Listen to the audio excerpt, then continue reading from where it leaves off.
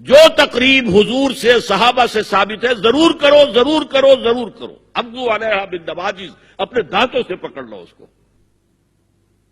اور جو تقریب ثابت نہیں حضور سے اور صحابہ سے، یقیناً یہ کہیں باہر سے آئی ہے. یا تو ہمارا خاندانی پس منظر جو ہے، اکثر تو ہندوؤں سے مسلمان ہوئے. نمبر ایک، نکاح مسجد میں. حدیث موجود ہے، ترمذی شریف کی روایت، اعلنوا ھذا النکاح وجعلوہ فی المساجد. نکاح کا اعلان عام کیا کرو، مسجدوں میں منعقد کیا کرو. میں حیران ہوتا ہوں کیوں نہیں علماء کرام نے اس کی طرف توجہ دلائی. عیسائیوں نے آج تک اپنے چرچ کی اور اپنے پادری کی عزت یہ رکھی ہے کہ شہزادے اور شہزادی کی شادی ہوگی وہ بھی پادری چرچ میں آئیں گے. نمبر دو، نکاح کے موقع پر کوئی دعوت طعام نہیں، کوئی ثابت نہیں. دعوت طعام صرف ایک ہے، وہ ولیمہ ہے. اور اس قدر معقول بات ہے، سب باپ اپنے سینوں پر ہاتھ رکھ کر سوچیں اور میری بات سنیں. کیا بیٹی کو گھر سے رخصت کرنے کا وقت جو ہے وہ خوشی کا وقت ہوتا ہے؟ خوشی نہیں ہے وہاں، صرف یہ ہوتا ہے اے سائی آف ریلیف کہ ایک ذمہ داری کا بوجھ تھا، اللہ نے آج پورا کرا دیا، اتروا دیا بوجھ. تو ان سے مرغ پلاؤ کھانا اور متنجن کھانا کوئی معقول بات نہیں ہے. معقول بات کیا ہے؟ لڑکا، اس کا گھر آباد ہوا ہے، وہ ولیمہ کرے. اس پر باقاعدہ احادیث اولبوا ولو بشاۃ، ولیمہ ضرور کرو چاہے ایک ہی بکری ہو تمہارے پاس. ذبح کرو، کاٹو، کھلاؤ گوشت اپنے دوستوں کو، احباب کو. یہاں تک کہا کہ بئس طعام طعام الولیمہ، برا کھانا ہے ولیمے کا کہ اس میں غریبوں کو نہیں بلایا جاتا.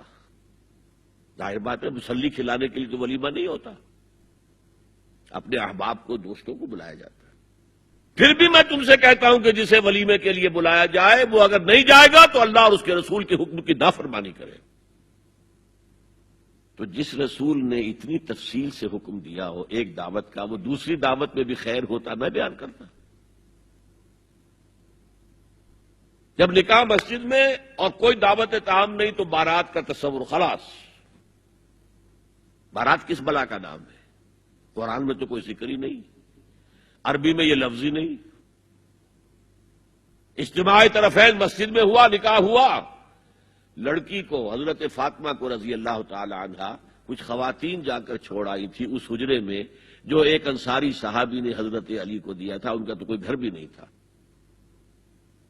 کوئی حضرت علی آئے ہوں اور آ کر وداع کرا کے لے کے گئے ہوں. چوتھی چیز، جہیز کا کوئی تصور اسلام میں نہیں. خالص ہندوانہ رسم، خالص ہندوانہ رسم، خالص ہندوانہ رسم. ہندوؤں میں کیوں ہے؟ وہ اس لیے ہے، معقول بات ہے کہ لڑکی کا وراثت میں کوئی حصہ ہی نہیں. وہ تو جب گھر سے نکل رہی ہے وہ دے دلا کے رخصت کر دو. دان دہیج یہ خیرات ہے، لڑکی کا حق کوئی نہیں ہے گھر پر. اسلام میں تو لڑکی وارث ہے. والد فوت ہوں گے، وراثت تقسیم ہوگی. والدہ فوت ہوگی، کوئی ان کی ہے ملکیت، وہ تقسیم ہوگی. شادی کے موقع پر کوئی جہیز اسلام میں نہیں، قطعاً نہیں. غلطی سے حضرت فاطمہ کے جہیز کو جہیز کہہ دیا گیا. وہ جہیز کیا تھا؟ ایک پیسہ بھی حضور کے اپنی جیب سے نہیں تھا. اس شادی میں خاص بات کیا تھی کہ دولہا کے ولی بھی حضور ہی ہے. اور کون ہے؟ علی کا کون تھا مدینے میں؟ اور دلہن کے والد بھی حضور ہیں. اب حضور پوچھتے ہیں حضرت علی سے، تمہارے پاس مہر دینے کے لیے کچھ ہے؟ عرض کیا میرے پاس تو کچھ نہیں ہے. وہ فقراء صحابہ میں سے تھے. فرمایا مہر تو دینا ہے. تمہارے پاس ایک زرہ ہوتی تھی؟ جی ہاں زرہ تو ہے. انہوں نے یہ سمجھا زرہ تو جہاد کے لیے ہے، کوئی وہ دولت تو نہیں ہے. فرمایا جاؤ اسے بیچو یا گروی رکھ کے قرض لے کر آؤ. وہ گئے، حضرت عثمان نے خرید لی اور کچھ دنوں کے بعد واپس کر دی ہدیتاً. یہ زرہ میں ہدیہ آپ کو کر رہا ہوں. اس وقت اگر کہتے چھوڑو علی، کہاں تو لو میں پیسے دے دیتا ہوں تمہیں، تو ان کی طبیعت پر بار ہوتا.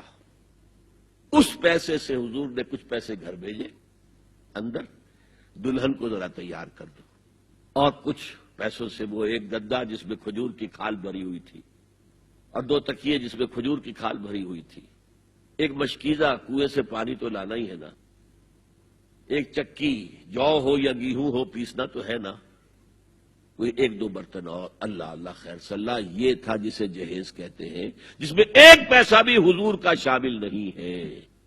وہ حضرت فاطمہ کا مہر تھا جس سے بنایا گیا، ورنہ مدینے ہی میں دوسری آپ کی صاحبزادی کا نکاح حضرت عثمان سے بھی ہوا، کہیں ذکر ہے جہیز کا؟ حضرت عثمان کا گھر بھرا ہوا، ہر چیزیں موجود، وہاں تو پھر جہیز کا تذکرہ نہیں۔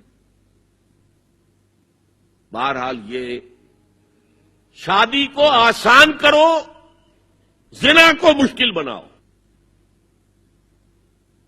یہاں شادی کے لیے 9 من تیل ہوگا تو رادھا ناچے گی، ورنہ یہ کہ بڑی ہو رہی ہے، عمر ہو رہی ہے، سب کچھ ہو رہا ہے، لیکن کچھ تقاضے تو ہے نا، آخر کچھ تو کرنا ہوتا ہے نا، آخر کچھ نہ کچھ لوگوں کو تو کھانا کھلانا ہی ہوتا ہے نا، بارات تو آخر آئے گی ہی نا، کچھ نہ کچھ تو دینا ہی ہوگا، کچھ جوڑے کپڑے، کچھ یہ۔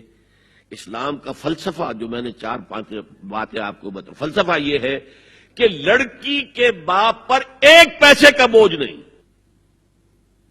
اس نے لڑکی پال پوس کے تمہارے حوالے کر دیا، اب اور کیا چاہتے ہو تم؟ سارا